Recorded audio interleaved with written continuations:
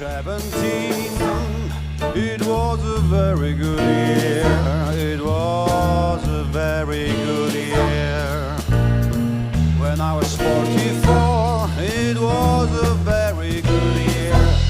It was a very good year. When I was 85, it was a very good life. It was a very good life. Please welcome Iza Moczarna-Pasiek.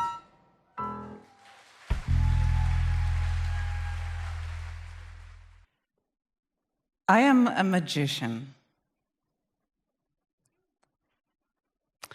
Well, you might be looking at me at the moment thinking,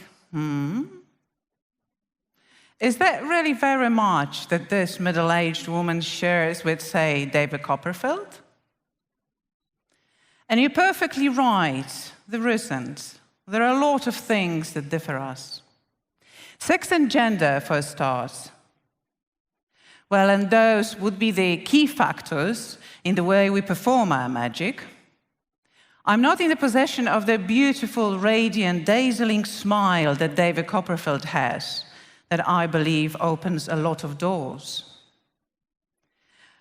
David has a team of hundreds of people that work for him to make his shows look the way they do.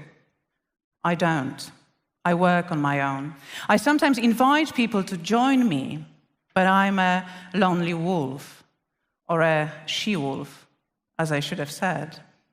I keep forgetting about that she-wolfness that actually being a wolf has. And, but about David, well, our salaries differ, as you can imagine, but that just slightly. Anyway, we have one thing that we share with David Copperfield. We both work with reality. So reality is that substance that we dig our hands into and that we feel enormous joy to play with. But we have different approaches. You see, David performs tricks. He performs illusions of seemingly impossible supernatural feats using natural means. So what he basically does, he wants you to believe that a certain reality that you see is true, whereas it is not. He basically cheats. I do not cheat. I change the reality. I take different bits and pieces of my own reality, and then that is, of course, a part of our own common shared reality, and then I play with them. I squeeze them. I touch them, I compose them, and then I decompose them. And while doing that, I laugh and I cry, I jump and I go manic depressive, and then I collapse and then stand up again. Because you see, what I do is I undergo the creative process. Because my magic is art, and I am an artist.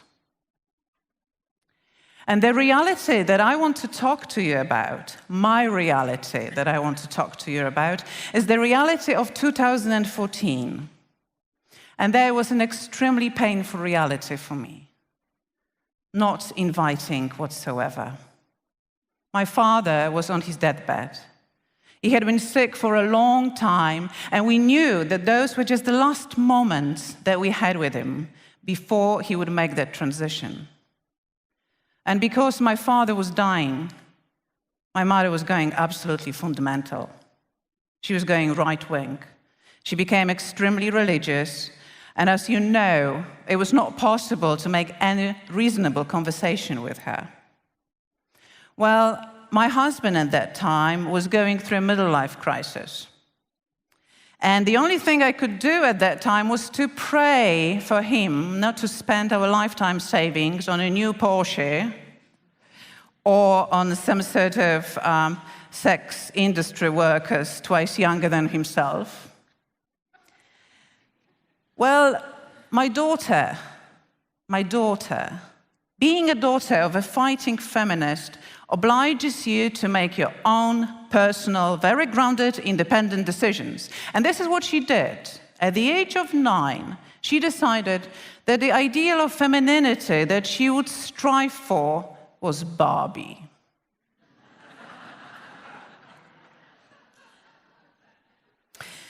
And as for myself, for the first time in my life, I realized that I was growing old. My period started to play tricks. So I went to the doctors and he said to me, well, I've just examined you. And I said, this is why I came here, what I came here for. And, well, you're not getting any younger. And I said, well, yeah, you're actually growing older.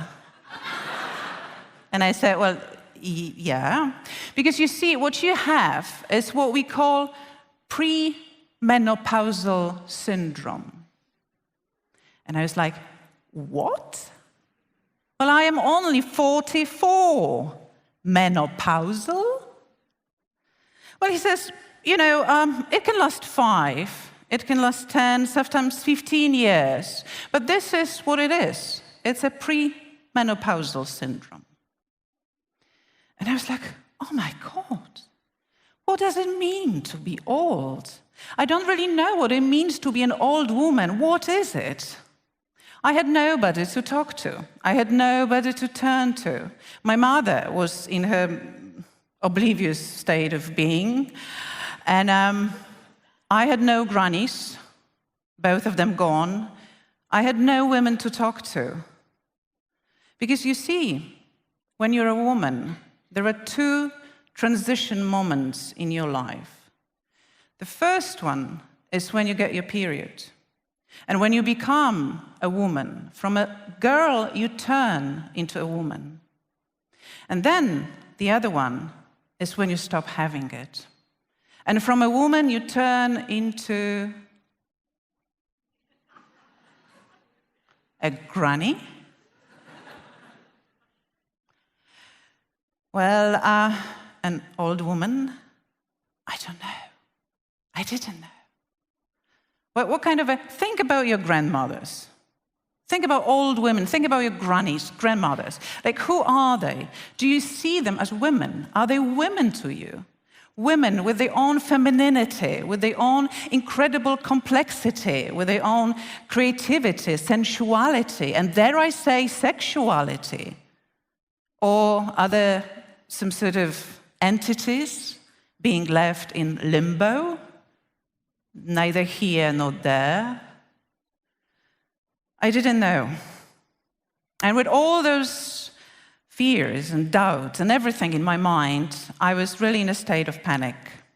And in the middle of all that, an invitation came. An invitation from a Baltic gallery of contemporary art to come and to do a project with some women from a local community. And when I think of it now, like I think of it as the best thing that I have ever done in my life. So I didn't think twice. I said goodbye to my father, and I promised to come and visit him as often as I could. I said goodbye to my husband, and I left him to all this new spectrum of experience that he was just having.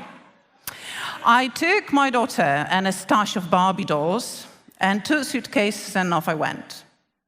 And I don't know if you remember that scene from the movie Chocolate, when there is this Juliette Binoche. She's going against this sly northern wind to that small place, this small village in France, very conservative, very set in its ways. And she changes the place. She changes the place totally upside down. She causes a total mayhem there. And, well, I'm not David Copperfield. I am not Juliette Binoche either. And I didn't change the place that I went to, but the place changed me. And this is to you, Robert Biedroń. I don't know where you are. This is to you. So I was invited to Ustka, a small, tiny place, northern part of Poland. 16,000 people off peak, 13% of unemployment rate, just small school children or old people, no young people, they're gone. They're going to find some better future, they're going to find some sort of unemployment. Let's hope Robert Biedron changes that.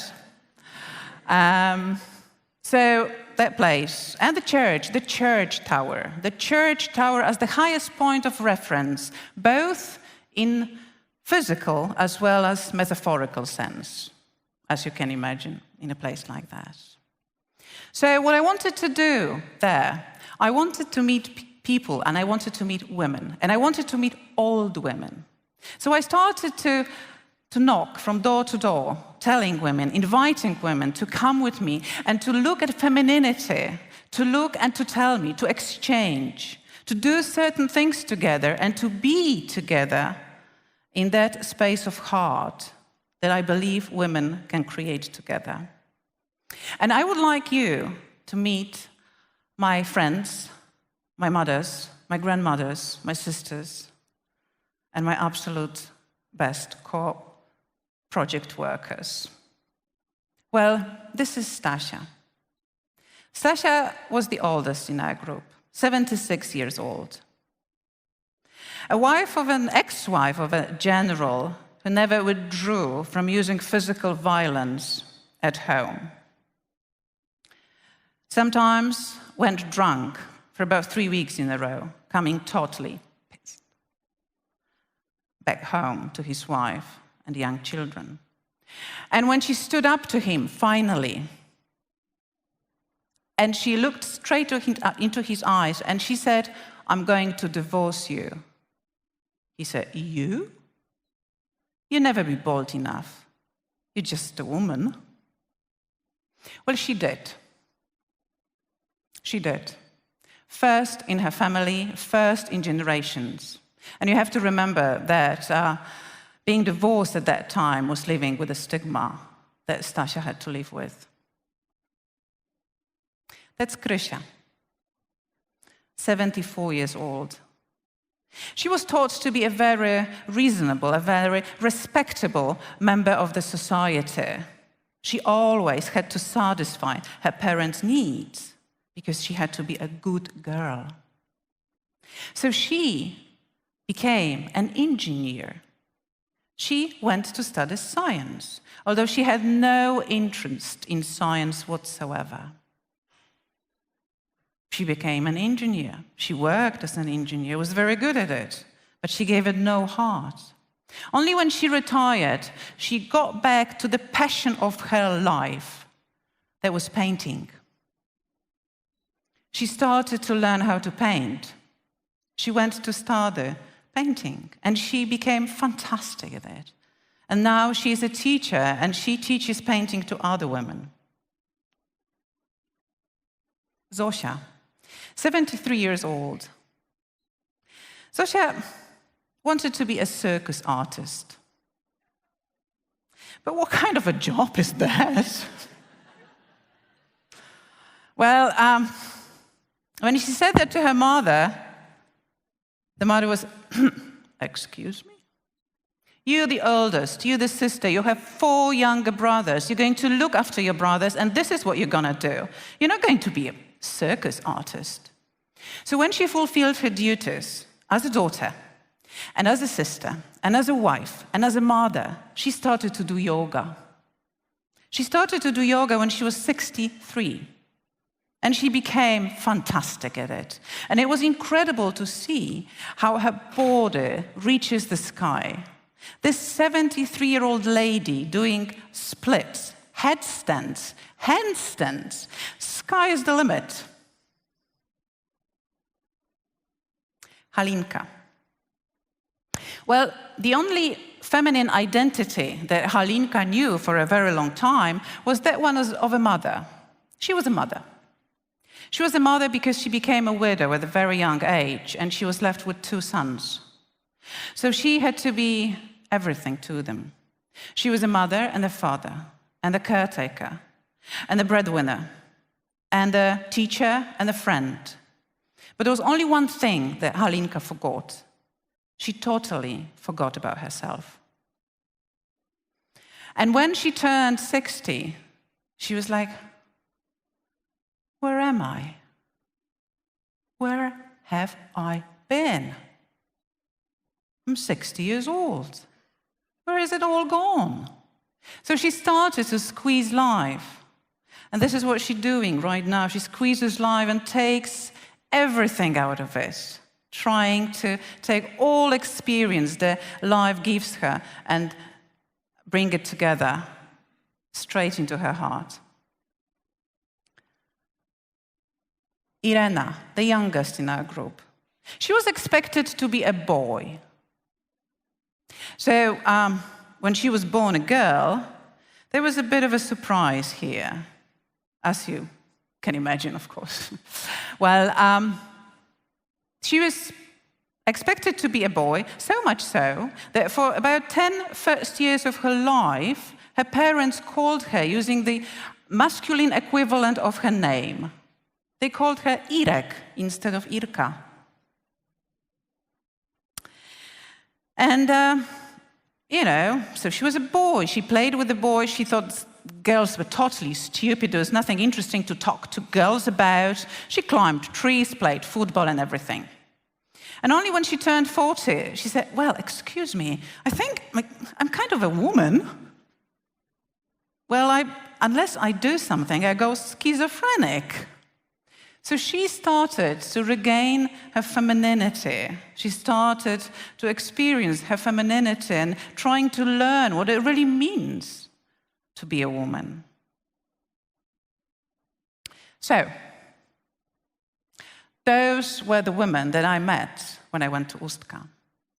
And when you want to ask me what we did for about 10 months, I cannot really tell you anything that would feed your reasoning mind with. Because we didn't do anything that was physically that content, so to say. We met in a space of our hearts. And we talked and we sang. And we exchanged experience and we exchanged our thoughts. And we sometimes talked about things that we dared to talk first time in our lives. Sometimes we relieved traumas that we had hidden deep down for a very long time. We did things that would be stereotypically connected with the word granny, such as cooking, baking, tailoring, crocheting, and we just gave it a totally different context, so to say. Like this happening that we did together for the International Women's Day on the 8th of March. We got together and we baked about 400 cupcakes. But they were very special cupcakes.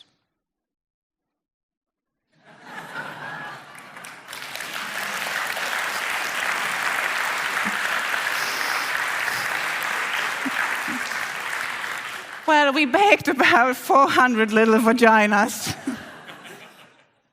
Different sizes, different shapes, different colors. And what we did, on the 8th of March, we got along Ustka jetty.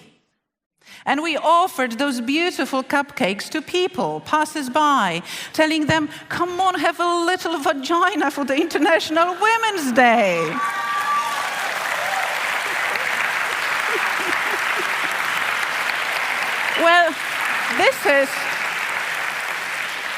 This is where you come from. Stop being ashamed of that. That's our group. This is the beautiful gate that we all go through when we come to the world. So this is what we did. And when the summer came, we did we performed a ritual, a very important ritual for femininity, called Anna Suromai.